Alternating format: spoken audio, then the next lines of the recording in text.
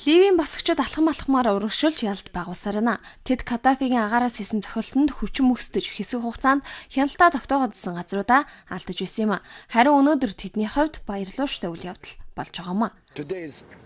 Би 41 өдрийн турш 42 жилийн төрийн эрхийг дарангуйлан захирсан Каддафийн эсрэг тэмцэж байна. Бид магадгүй 42 дахь өдрөө түүнийг ялах юм билүү?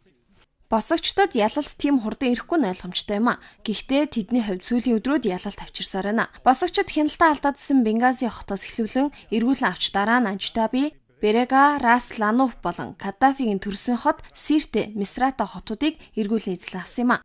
Барууны холбоотны ачаар өнгөрсөн пүрэв гарагаас эхлэн НАТО өөрөө удирдан явуулж байгаа Ливийн эсрэг цэргийн ажиллагаа Каддафигийн эсрэг тэмцэгчдийг ийхүү хүчирхэгжүүлж байна.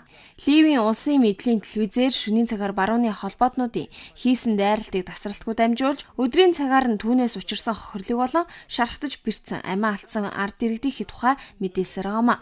Харин босгочид барууны холбоотнууд явуулж байгаа цэргийн ажиллагаанд баярлаж байгаагаа илэрхийлж тэдний тусламжтайгаар удахгүй ялтан түрнэ гэсэн зорилготой тэнцлээ үргэлжлүүлэн явуулж байна.